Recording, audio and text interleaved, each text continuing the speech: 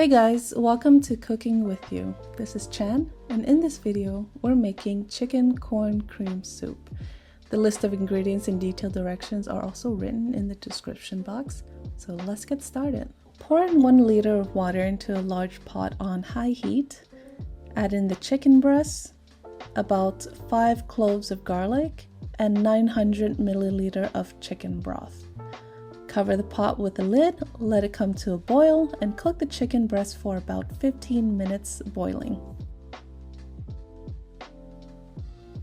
After 15 minutes, remove the chicken breast and transfer it to a spacious bowl.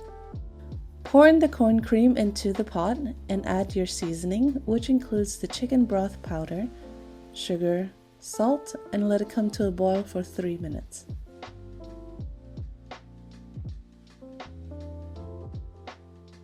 Meanwhile, we're waiting for the broth to reboil. Shred the chicken breast with 2 forks like so. Make sure you don't leave any big pieces behind because we want bite-sized pieces. Once you're done shredding the chicken, the pot should be boiling again, so add in the chicken.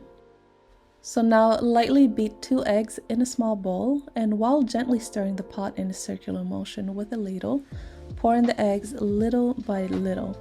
So this will give the eggs a nice texture and it will be in small pieces. In a small bowl, combine 2 tablespoons cornstarch with 2 tablespoons of water.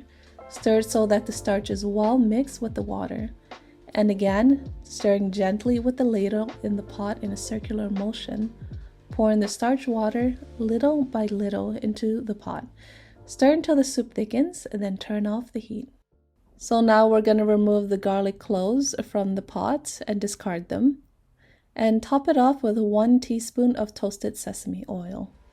To serve this soup, top it off with herbs of your choice such as chopped green onions, cilantro, and freshly ground black pepper, and enjoy.